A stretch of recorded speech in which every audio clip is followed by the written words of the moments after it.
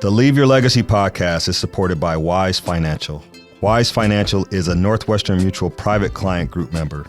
For over 20 years, Wise Financial has dedicated its efforts to designing comprehensive wealth management strategies for business owners and many accomplished athletes. Through their efforts, Wise Financial has been recognized as an industry-leading firm.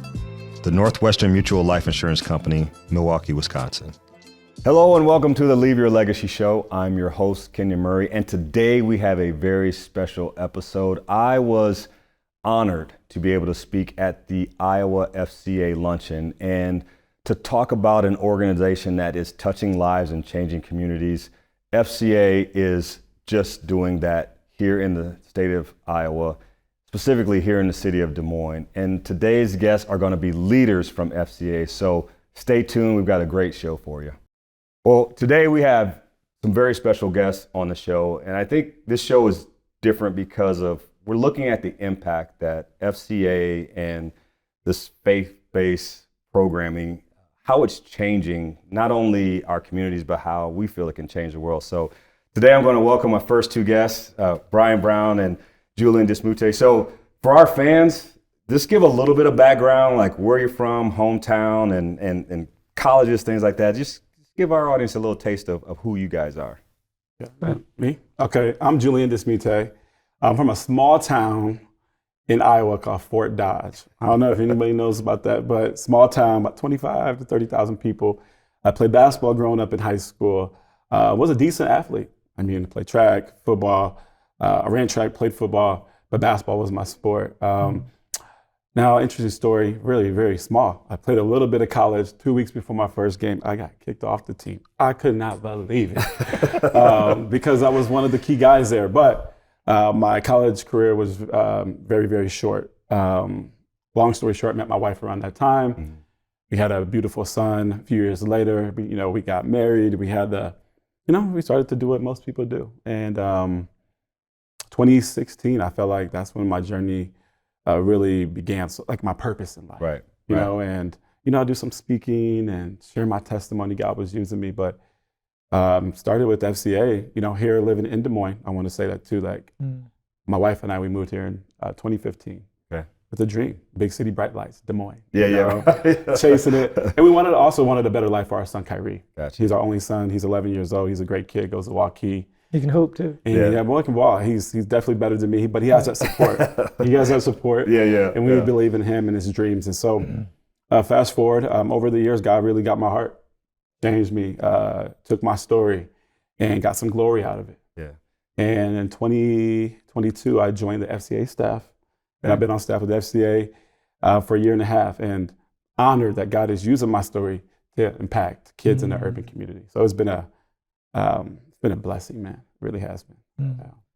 Well, I know you got a little bit of a deeper backstory, but I'm gonna keep it short. I mean, I know we got some ways to go. I will start off, I think, where Julian started. I'm from a small town in Louisiana called New Iberia, and we often joke that New Iberia, him having never seen it, and I have been to Fort Dodge, it's very similar. Okay. I will tell you that big things come out of small packages. Come on, man. So, talk about it. But just being from South Louisiana, this is my story, and I'll keep it short and sweet. My mom is my heart. Yeah. She had a 6th grade education. She was pregnant at 16 years old. She and my dad married, and my oldest brother, Melvin, and I have a middle brother named Greg, and then I was the baby of the bunch. I'm the only one that ever even had an idea to go to college.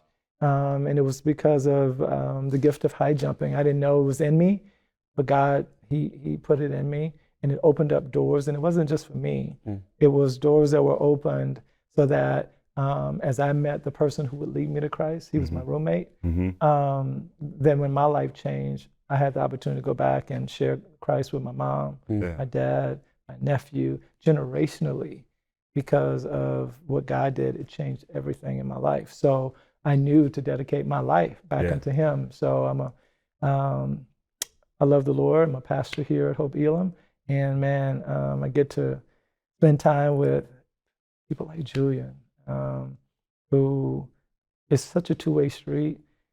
Kenyon, when you are sharing Christ with other people, you think you're pouring into them, and you just look around and they're just saturating you like with who they are, their experience. And it just made me a better person to, one, answer the call, and then two, be open and filleted wide open to whatever God wanted to do. Whatever he wanted to do. We sing this song, reign over, take over, Come on. have your way, whatever that is. So that's kind of my anthem right now. Yeah, well, we're not going to skip past this because one of the things we talk about all the time is sacrifice. Yeah. And Julian mentioned his family, but your family has made some sacrifices too for you to be here where you feel called. Yeah. So what God does though is he prepares and he equips. So my wife and I have been married 30 plus years. So, and we have a close family. Like you talk about your boys, I have 2 boys and a daughter, all played ball. Well, 2 of them played ball. And God had already prepared our hearts. When there is resolve in your life and you know it's God, he makes it what it needs to be. So Natasha and I would have never chosen to live in different states, even after 30 years. But when the call came and you know it's God, and she and I on the same page in peace, she was like, we got this. And so it's been a year and a half. Everybody's good. And God is getting all the glory. So I appreciate you letting me share that because, it's bigger than me. Yeah. It's all about him. It is, and I think family is important. I talked about it today. Just whether it's your family that drives you, your family that supports you, like they're such an important part of who we are, who we become, and a lot of times they're the ones that see us differently than we see ourselves. And like you said, your wife was like, "Okay, go do this. We got this," and that's so important. And obviously, you're thinking about your family with your wife and making that decision to move here. Yeah. Those are the things that we probably don't think about too often because of just of living, being here and going through our days. But it's really important. And FCA has, as I'm learning and now as a board member, I'm really seeing the impact that you're having. And Julian, I want you to start with, why is the mission of FCA so pivotal in today's society, especially with the youth that you are meeting with, pouring into, mentoring? Why is this mission so important? Man, I mean, where do I begin? I'll just say from my heart. Yeah. We live in a very dark, deceptive, manipulative society. A lot of broken people and hurt people.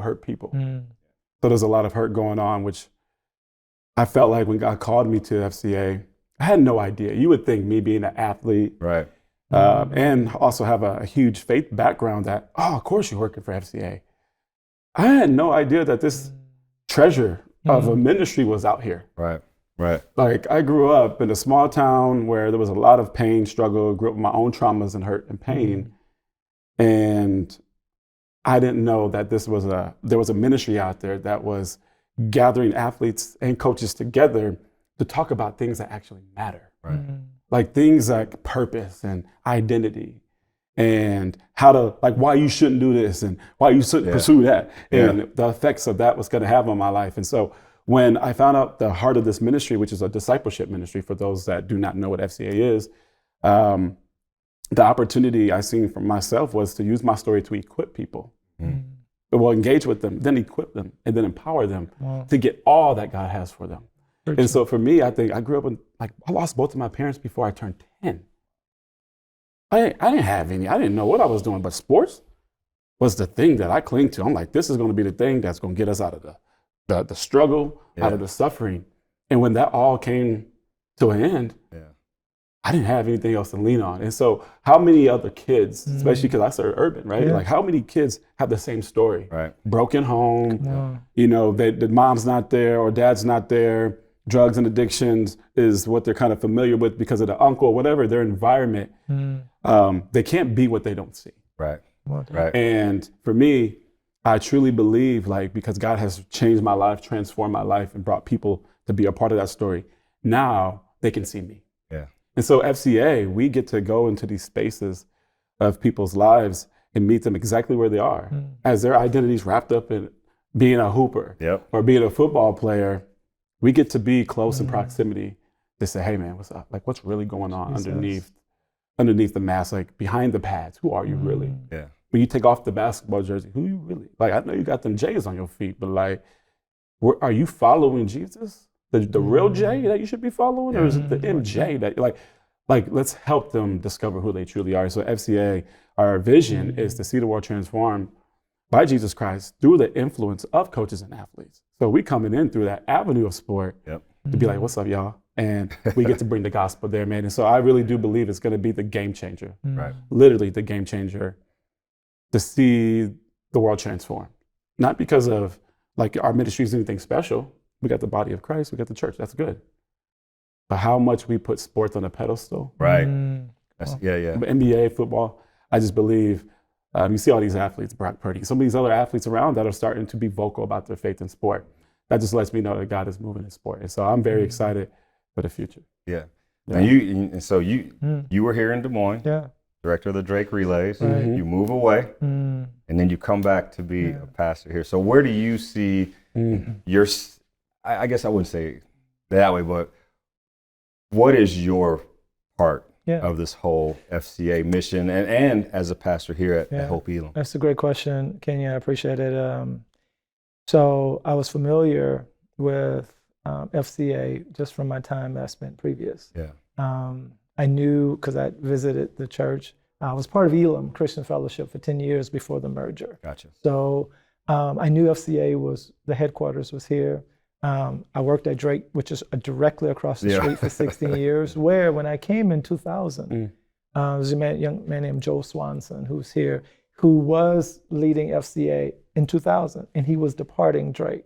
Right. And at that time, God put it on my heart to keep FCA going. So for years, Natasha, my wife, and I would go buy the fruit, go buy the snacks, set it all up, and we would host FCA. So from that standpoint, FCA foundationally was a part of my experience in Des Moines. And so once things evolved, and I remember when Dave Applegate came on, took things over, dapped him up, he and his bride took that over. And so FCA for me has been not only, from the ground level, but I was a part of the board as well. So I got a chance to see the development where it's going. And so as a pastor, in this location across from Drake, I lived 4 houses down. So this edifice, this building was here, and I would walk by it all the time. And so to be here, like in this space in Des Moines, across from Drake, in the neighborhood in which I lived for 10 years, is a call. So when the opportunity came, and as crazy as it sounded for Natasha and I to split for a season, it was undeniable. And part of that is I didn't know, Kenyon, that the blessing of meeting Julian and working closely within the building with FCA right upstairs, the interaction with Dave and Luis and everyone all day, every day would be so instrumental in me becoming a character coach for North High School basketball. Gotcha. Yes. And so relationally, that's how things change. In proximity that Julian talked about, that's how things change. When you were talking about your family, and I said this to you after you finished, you was giving your speech, and then something shifted, and you just start ministering to us. That's what happens when you're in proximity. So we meet often, and I always say it's a two-way street. And as much as I think I'm mentoring, he's pouring into me. So when I go to North, and I'm just in proximity, the unplanned interaction with these young men and with the coaches is godly. Those are where lives change. And so part of my role, as to answer your question, is to be in proximity, to be available. Love it. With you dealing with young people, and Julian, I'll put this on you. What do you feel is the hardest thing for you when it comes to, you come in a room, you've got these young people in there, and you're trying to, share with them? You mentioned it. There's a connection when it comes to the athletic part of it. But what do you find challenging when you go in and try to connect with the young people of today? What's been the biggest challenge for you? I'll tell you this, man. Even as I even get emotional thinking about it, it's the word trust. Like, and especially in the community that I serve in, society, a lot of them are third, like black, Latino, like they've been marginalized for so long. families have been divided, so much hurt, and unprocessed pain leads to a hard heart. And so, especially when you listen to music that is violent, and a lot of times you see black on black crime, right? Another black man come in, you would think, because representation does matter, that they just gonna trust you. Right. They're like, bro, like you dabbing it up with him and you cool, but like you can still tell they have their guard up. Yeah. And so for me, it's just learning to like, we don't deserve their trust. We gotta earn that. Come on. Like they've been broken, hurt, lied to, even from people that are godly. Yeah. All because I'm FCA and I love the Lord doesn't mean that I can be trusted to them. Should be. But in the past, they have been hurt. So for me, it's learning to love on them, right? And learning to show your heart by your actions, through your hands. And I just believe like people don't care how much you know. Come on. Until they know how much you care. And so I just try to go in there and just let them know I care. And then when God gives an opportunity to pour into them, then I just start giving them the story. And you see it, their eyes would just be like, boom. And then when you show up to the games, they see you consistently. They're like, okay, this person's consistent in my life. And so I just think building that trust is a huge foundation for marriage, my relationship with my wife, my friends, leaders. So like you build with people, but that foundation has to be built on trust. And once that trust is built, man, you're cooking with gas now.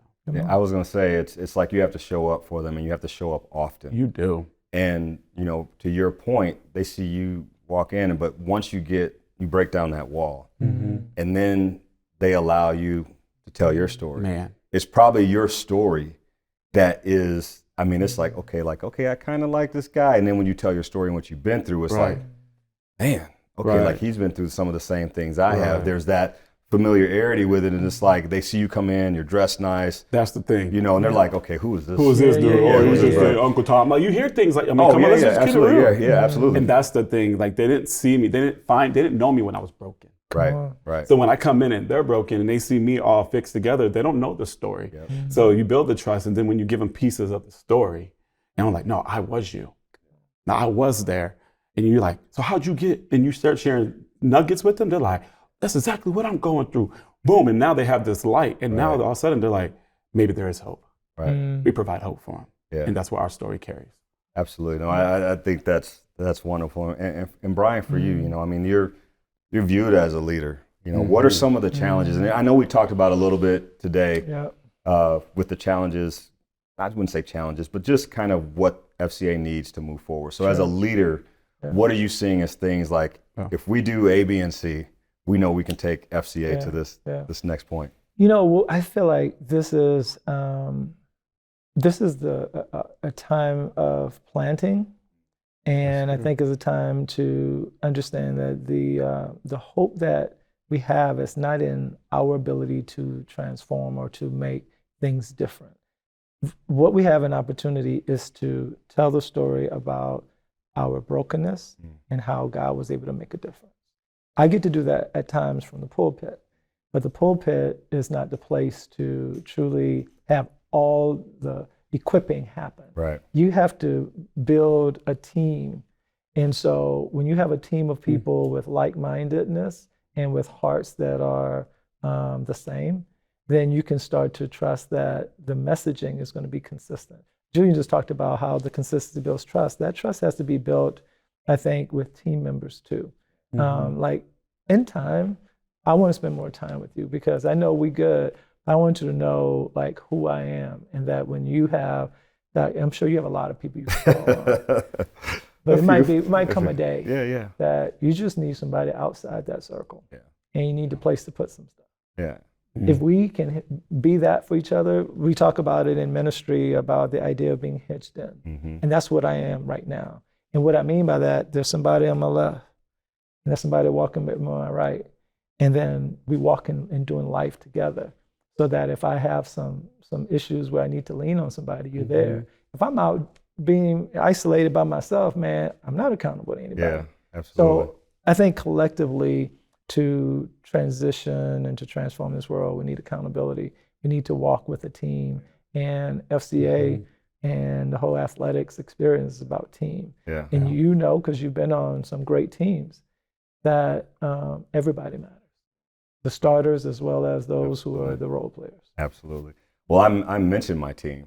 You know, I mentioned my team, my Bible study group that I went to, where those men were, I mean, they were everything for me in that moment. But the reality is I had another Bible study group that I was doing via Zoom. And we had basketball players that were in Italy and Spain that were chiming in. It was during COVID, you know, so it was that time where people were looking for connection with others. But you need to have people in your life that really fill different roles. Yes. You know what I'm saying? Like, so it's everybody's not the same. And when you have people around you that are kind of the same, and if that group is moving in the wrong direction, it just pulls you there. So having people that I know that I can trust in various things, different things that are going on in my life, because the reality too is like, we're in a different season than Julian is when it comes to being a father and a husband, you know, and so, you know, I may not connect with him. Like I can give advice, you know, you were asking me about advice, but I can do that. But there may be someone that's in that same season of life that you are and can help you navigate those things a little bit different, because I've been there and done it. 100%. I can tell you what I did, but that may have a little bit of significance, but having someone that's in that same season 100%. can help you a lot. So it's really good to have different people. It really is. Yeah, it's been key. Yeah. No, we have this space sometimes. We'll get together. We call it the upper room. Gotcha. Just because you know when we go, it's all about just being real. Yeah. You know, some Bible, but it's just being raw, real with the guys. Yeah. And it's the upper room of just honoring God with our lives. And then when we come out with concepts. Really, it's not concept, with a demarcation of like up or down. Yeah. It's like up or down, man. I got you. I'm with you. Whether you up, whether you down, whether you do a thing or don't do a thing, I'm with you, and we're gonna roll. And when that means that even when it's hard, even when maybe I'm disappointed, I'm with you. And when you come out and you have people in your life like that, life is better. And we want that. I want that for those kids. I want those for a lot of times they don't have anyone that they know got them. You know, it should be mom and dad. It should be your brother and your cousins or whatever. Sometimes there's no one. And so sometimes it becomes those people on your team. And those relationships that they're for, they have no idea right now. But those are the ones. Up or down, those guys are going to be there. And so you get the opportunity to build that. And so they don't know that right now. I try to point that out. I love that. And it's been a great conversation, but I'm gonna close on something. Like I always do this on every show. All right. And I didn't send you guys these in advance. So I'm gonna get some real answers with this. We call it rapid fire. All right. Okay. Let's do So this is what I'm gonna ask both of you, and we'll go age before beauty on this one. Let's go. Okay. Cookie, pie, or cake? It must be you talking about age. Oh, it's talking about me. Okay. Definitely cookie. Cookie? Do you have a certain cookie? I do. It's macadamia. Macadamia? Yeah. I have never been like a cookie with nuts in it, man. Macadamia. Oh, I'm a pecan. you add some pecans and the macadamia. Wait, hold on. He's from the South. You're from the South. Yes. Because I am. Yeah. All right, same thing for Julian. So you said cookie, cake, or pie? Ooh, I'm gonna say probably cake. I like red velvet cake. Okay. And I like champagne cake. And man, when I could eat dairy, I love that ice cream cake from DQ. I'm not gonna lie to you. So I would say cake for me, man. Yeah. I don't eat much sweets, but if I had to choose one of the three. Okay. Yeah, I like that. Sweets are definitely my vice. Come on, what you at? Oh my gosh. Cookie, pie, or cake? Yeah. Cookie, pie, or cake? I'm probably gonna go. My wife. I'll probably go cookie. I'm a chocolate chip, dunk it in the milk. Man, come on now. Yeah. Oreo? Are you an Oreo guy? I am too. Yeah. So in our house, sweets don't last very long. I feel it, man. So I'll always roll it to the store and like throw something in, whatever. Yeah. Sweets are my downfall. That's right. All right. So if you could, and I know this is a question I ask because I think it's kind of cool to get people's thoughts on this. But if there was anyone, and not necessarily the person, but if there's anyone you could change places with, let's say for a month, wow, who would that be and why? That's on you first. Wow. Good question. Is it on me? Do you want me to answer it first? I'll tell you what I would. Please. Help us So out. my answer is I would trade places with Chris and Keegan because I was never able to I never was able to play in the NBA. And I would do that because that would have been the pinnacle of like my basketball career. And not even for the accolades or anything like that, but just the experience of playing at that level. Sure. I think I was a pretty good player and I played overseas, but just to be there because of, not only the training that you get, the coaching that you get, being able to travel and see the world and things like that, being able, because I look at it as an opportunity because of where athletes are placed. Being a professional basketball player gives a platform to be able to change a lot of lives, whether it's through, monetary donations, time spent, volunteering. I just see that platform is so big to change people. And I might not have thought this way, say, 10 years ago. It would have been like, the money, but it's the platform. And that's the one thing that I love about Chris and Keegan is that they're using their platform for good. Yeah. And so that's who I would trade with, and that's beautiful. Why. That's beautiful as a father. You want to go? You want me to go? I'll go. Okay. You finish up. Yeah. I would say I would trade places with my son. Yeah. Yeah. He has. You already said he's a better player than you. Yeah. So even on the hooping thing, that dude was killing it as an 11-year-old. I mean, man. Yeah. But outside of hooping, I always wanted a mom and a dad, like to be present. Come on, man. And yes, I had a grandma and a grandpa. And my aunt, so I had people in my life. Right. But when I was a kid, there was something about seeing my friends with their parents and like the life that they would have. Like they seemed like they was happy, and I'm not saying everybody's happy, but like I wanted a family. Right. And so if I could trade places with anyone, it'd be him because, man, I see the difference. Having both parents in a home, faith, following God, living out their purpose, has it on a child. This dude is chilling. I mean, he just thinks the world is his. And it is because it's our Father's. Right. He gives it to us. But like, I see how much access he has to opportunities and he doesn't have as many barriers in his way. And I see the freedom that he can wake up with, not worrying about the next meal, not worrying about, he doesn't have to be living with anxiety. Like I felt many years of my life I was spent questioning, who am I? Like, what am I gonna do? And hooping was the only thing I seen. So for him, I just think to be in that space where I get to see mom and watch how she is and receive her love and be like, okay, that's how love feels. And then a father's love, okay, that's what discipline feels like. That's love from a father, right? Yeah. And I just feel like he's living his best life now. So when I think about his heart and the way he's developing, because me and mom did what we needed to do. I trade places with that boy and just be like, man, you got it good. I enjoy that. Yeah. Because I know there's many kids that don't get the opportunities to have, to see a healthy marriage. And my son gets to see a healthy marriage. So I would love to see that. Yeah, so Kyrie, that's real. Watch out for him, man. Someday he's going to be hopefully an NBA athlete. I love that. Yeah. So, it's interesting, man. I appreciate you giving me some time to think about this. Initially, I thought about my two brothers who never had a college experience, never got a chance to really get out of the state. Right. But really, it's my nephew. Yeah.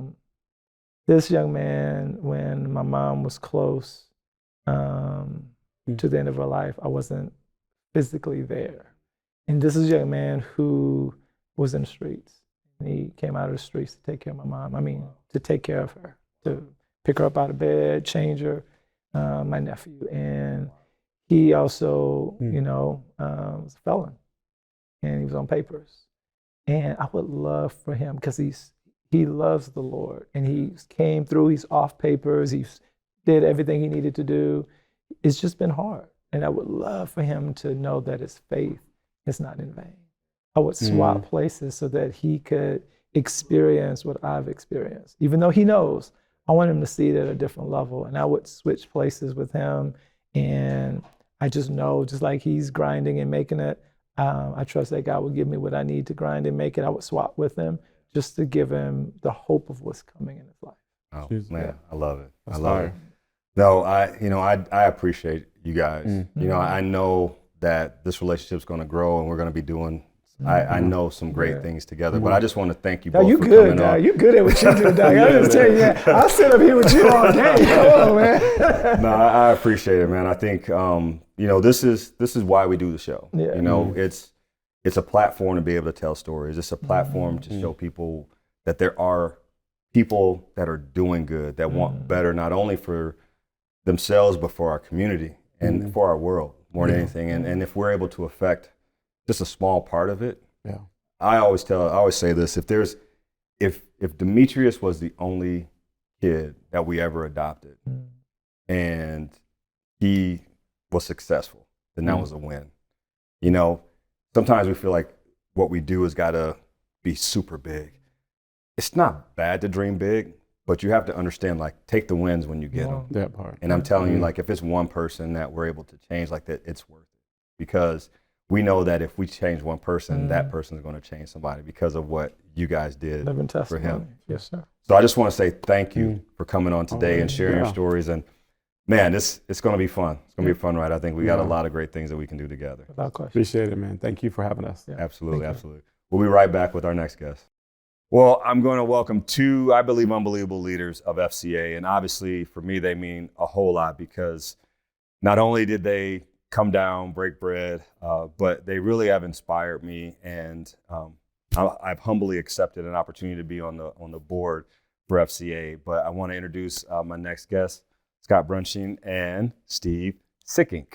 All right, so I knew I wanted to get that right. I was just telling you, like, man, I want to make sure I say it right because that happens so often. I know how people are. But I want to thank you guys for coming on the show. And obviously, you know, our fans, we want to give them a little bit of your backstory. So can you just share, Scott, first with, you know, where you grew up, you know, college, professional, you know, all those things that make you who you are. Thanks. Well, I grew up in Cedar County, Iowa. East of Cedar Rapids, outside a little town, Mechanicsville.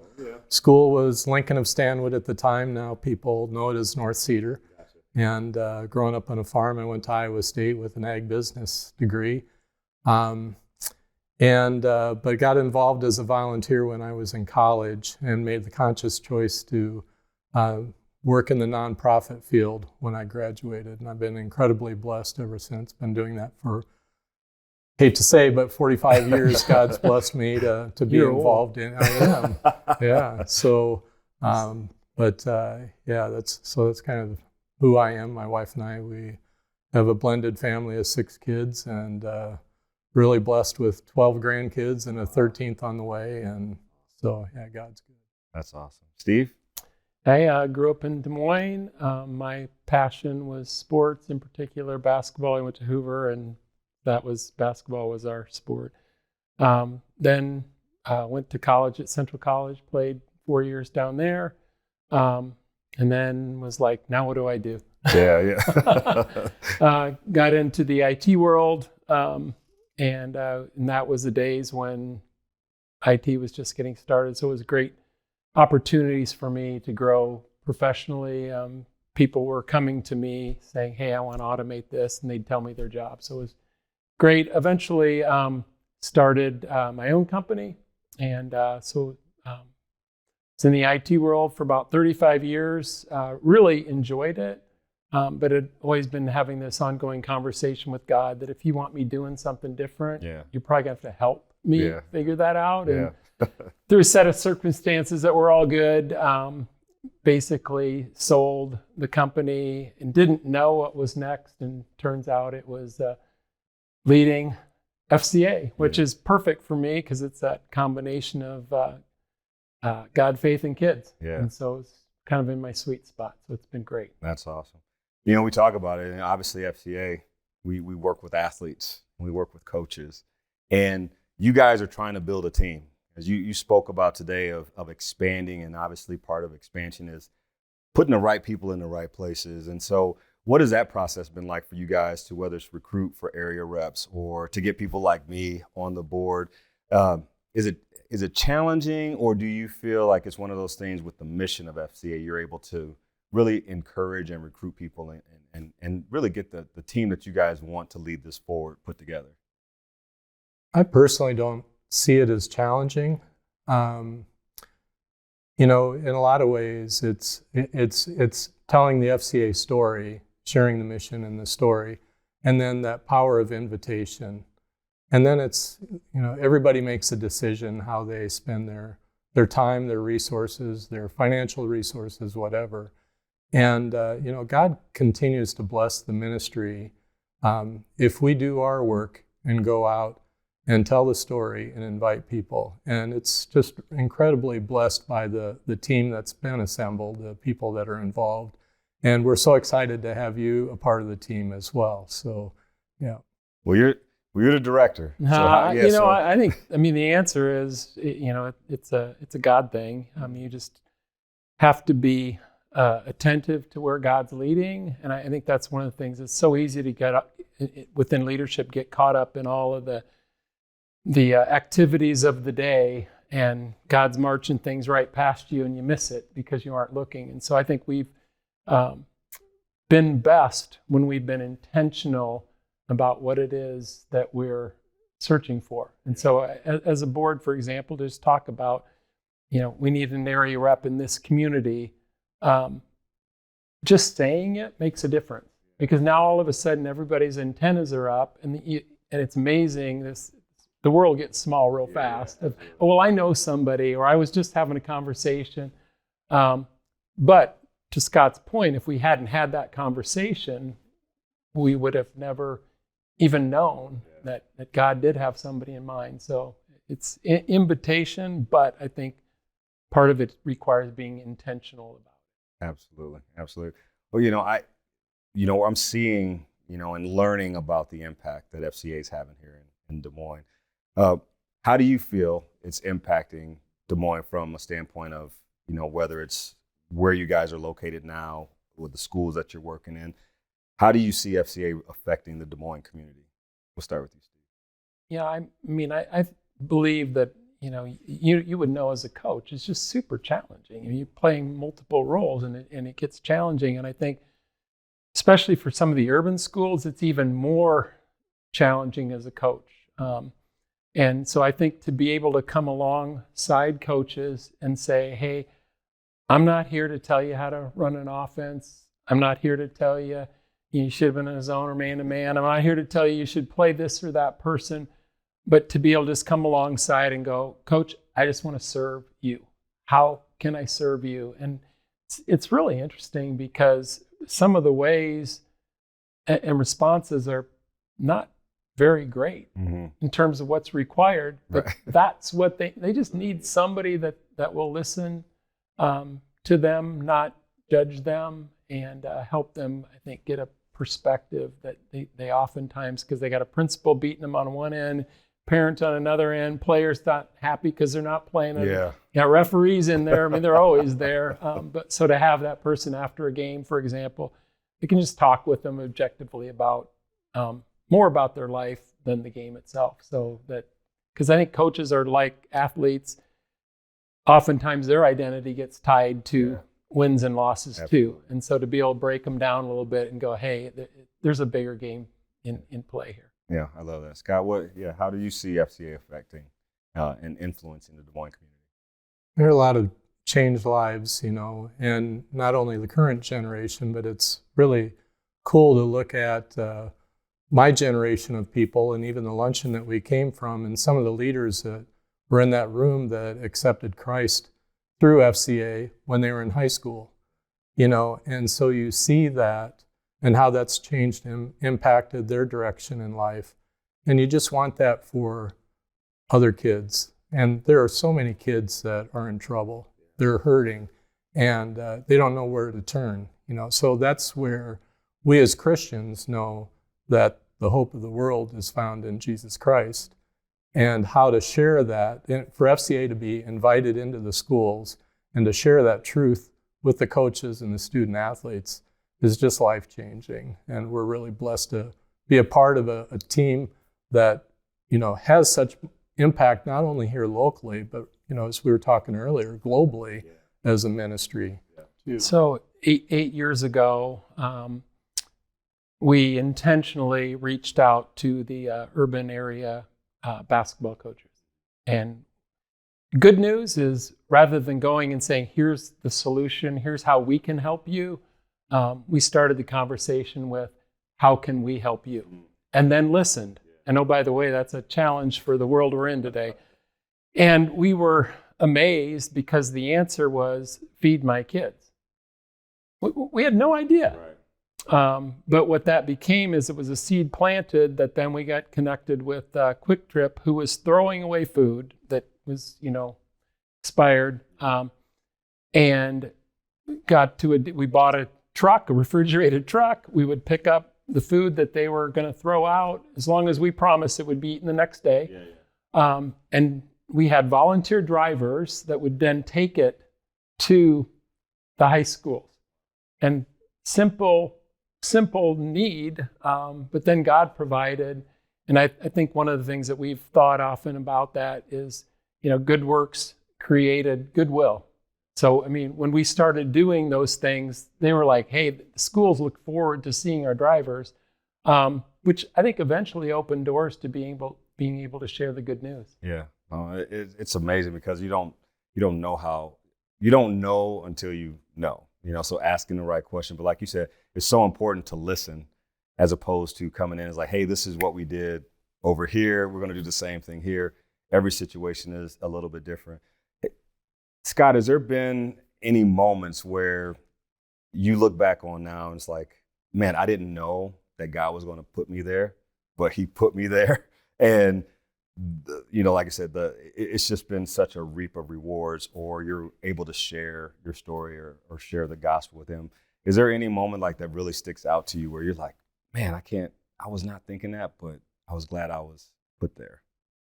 Wow, that's probably... There's probably a few of them. Yeah, it's probably my whole life, really, and the conscious decision at the time to go into nonprofit, but then after that, how God's led my life and how I've been blessed, and it does get back to the wow moments when I look back, and I sometimes talk about the power of invitation, because it was a friend of mine that we served on another board, Meals from the Heartland, and he was on the board of FCA, Rob Best, and he invited me to breakfast one day, and he invited me to be a part of FCA.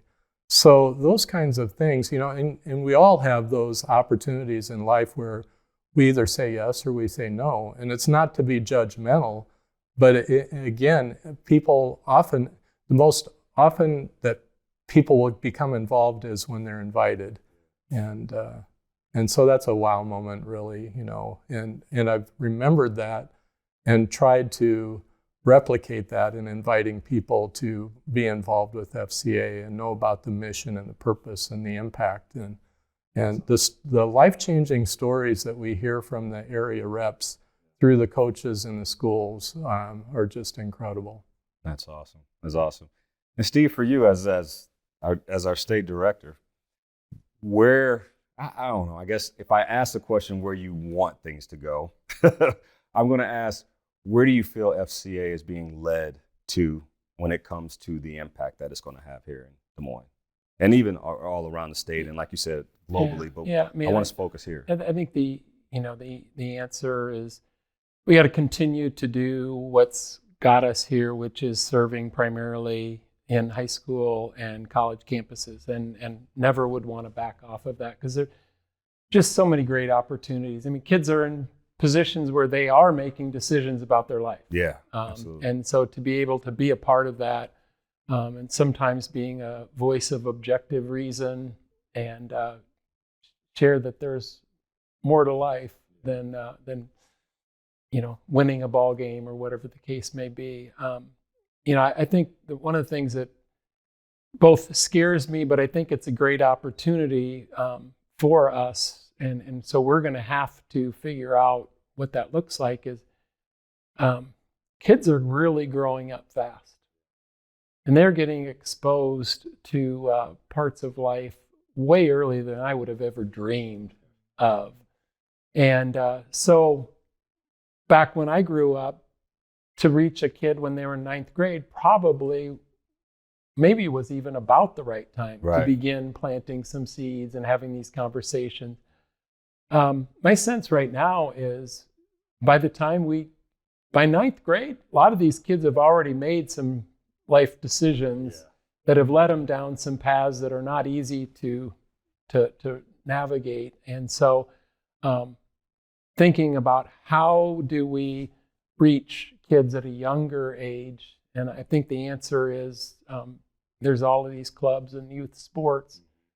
Even though we've not traditionally gone to those, I think we're going to have to figure out ways to do that. And I think it will be it's the same, but different. So we can't ask people to serve in campuses, which a lot of times is a Monday through Friday deal. And then, oh, by the way, youth sports, which is a lot on Saturdays and Sundays, and say, hey, you need to also go do this. I mean, that's just too much to ask of our people. Plus, I just think there's different networking, different leaders, different locations. But I think God is leading us to that.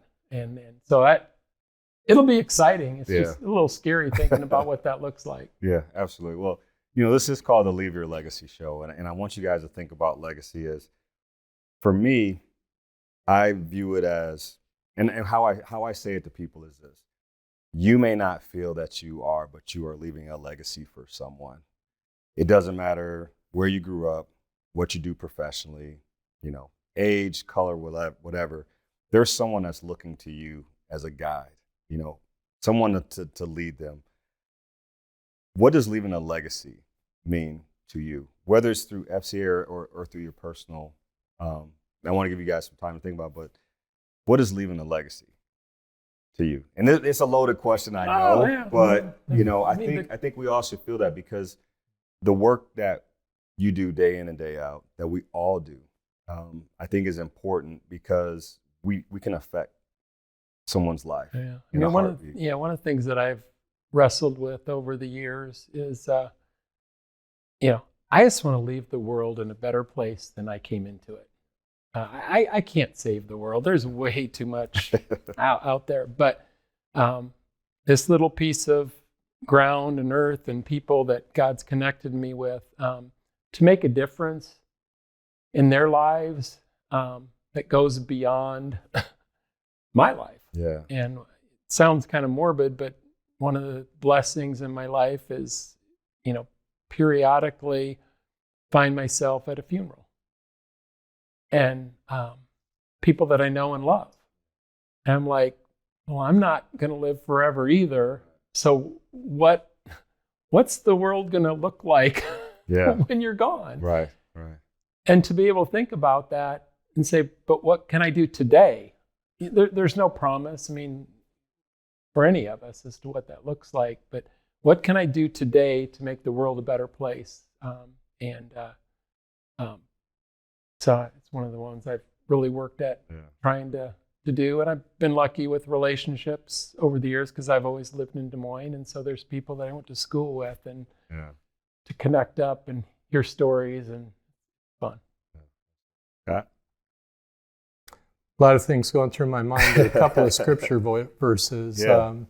One is Isaiah 58:10, feed the hungry and help those in trouble. Then your light will shine out from the darkness, and the darkness will be as bright as noonday. So if what I do can help bring God's light into somebody else's life through FCA or through my family or anything like that, that's the most important, And the other part, and you mentioned the word heartbeat. I have some heart issues, and I know that whole mortality thing faces all of us at some point in time, and we don't know when it is. Psalm 118:24 is, this is the day the Lord has made. I will rejoice and be glad in it. It's not about yesterday, and it's not about tomorrow. Tomorrow's not promised, but every day is a gift, a blessing. And so that's how I try to lead my life, and hopefully, whatever I've done and do has been a blessing to somebody else's life. So awesome. Well, I want to thank you guys. This day has been a blessing to me, to kind of piggyback on what you were saying. And I just want to say, extend my thanks and gratitude just for the offer, to be a part of the board, to be a part of FCA. I'm really excited to see where this can go. And I'm just happy that I can be, if it's a small part in this. So I want to thank both of you guys for that. This is going to be good, and I'm really excited about it. We're really blessed to have you involved, Kenyon. And, Romans 12 is about the body of Christ. And, it reads, Paul writes, if you teach, teach well. If you encourage, encourage well. If you give, give generously. And you're such a great encourager, and you have a platform that we're blessed to be a part of through FCA, where you can raise Jesus' name up and really encourage a lot of good kids. So, I appreciate yeah, that. thanks. Well, thanks for coming on the show, and thank you for joining us this week. This has been an unbelievable opportunity to share what I believe is going to be such an influential organization as we continue to try to change the lives of those we come in contact with every day. So thank you for joining us today. This was an incredible show about an incredible organization doing great things here in the state of Iowa, and specifically the city of Des Moines. I want to thank Storyline Multimedia. Without my production team, none of this would be happening. I want to thank Wise Financial as our title sponsor. And I also want to thank Brave Hearts TV for giving us the platform to be able to share these stories. I'm your host, Kenyon Murray. Let's keep connecting. This podcast is sponsored by Storyline Multimedia. Storyline is an Iowa City-based media company that specializes in creating high-quality video, photo, and audio productions for local businesses. Not only that, but they also produce a number of podcasts, including this one. So if you're interested in sharing the story of your business with the world, contact them today by visiting StorylineMultimedia.com. And remember, your story matters.